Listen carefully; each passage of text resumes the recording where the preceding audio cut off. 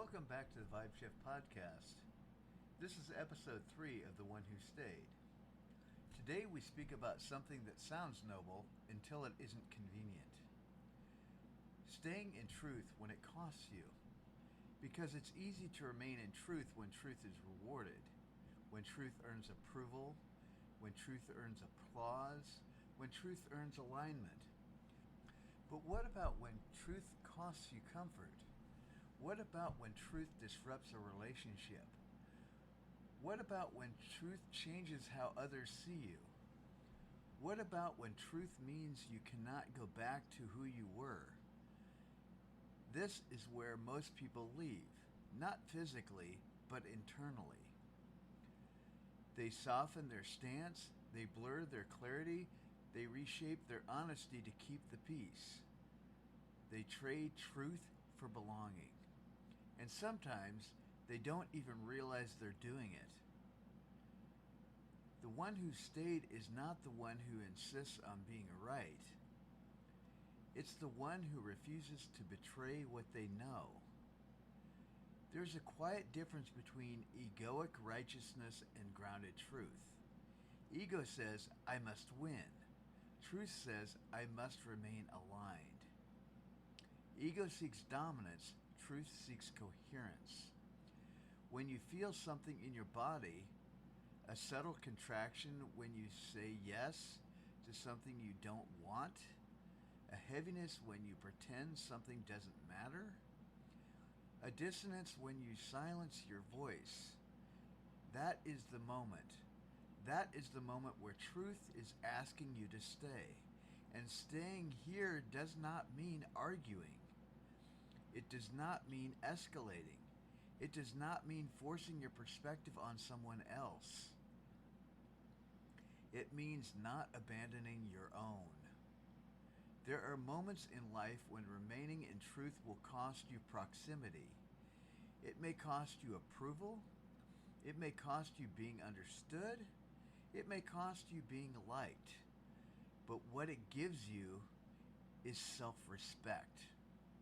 And self-respect is the foundation of the one who stayed. If you leave your truth to maintain comfort, you fracture yourself. And fractures may not show immediately, but over time they weaken your internal structure. You begin to feel restless, disconnected, and unclear. Because some part of you knows you left. Not the room, but yourself. Staying in truth is not aggressive. It is steady. It is the calm voice that says, this is what feels aligned to me. And then allowing others to respond however they will. The one who stayed does not manipulate outcomes. It honors alignment. Here is something powerful. When you stay in truth without hostility, you become unshakable. Not rigid, unshakable. Because you are not trying to control others' reactions. You are simply refusing to override your inner knowing. And inner knowing grows stronger the more you honor it. The first time you stay in truth, it may feel terrifying. The second time, uncomfortable. The third time, empowering, and eventually, natural. There is a peace that comes when you no longer need to edit yourself to maintain connection, because you realize something essential. Connection that requires self-abandonment is not connection. It is compliance. The one who stayed is someone who understands this deeply. Staying in truth does not mean burning bridges. It means refusing to set yourself on fire to keep others warm. And that line is not dramatic. It's mature.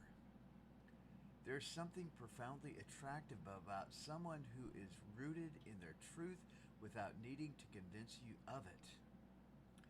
That person does not chase validation. They do not collapse under pressure. They do not shapeshift to fit the room. They simply remain. And remaining in truth does not make you unkind, it makes you clear. So today I invite you into a quiet reflection. Where have you softened your truth to avoid discomfort? Where have you said it's fine when it wasn't? Where have you remained silent to preserve approval? And what would it feel like to stay? Not loudly, not theatrically, but steadily. The one who stayed is not fearless. It is faithful. Faithful to alignment. Faithful to integrity. Faithful to inner coherence. Because when you stay in truth, even if it costs you something externally, you gain something internally that cannot be taken. You gain yourself. And that is worth everything.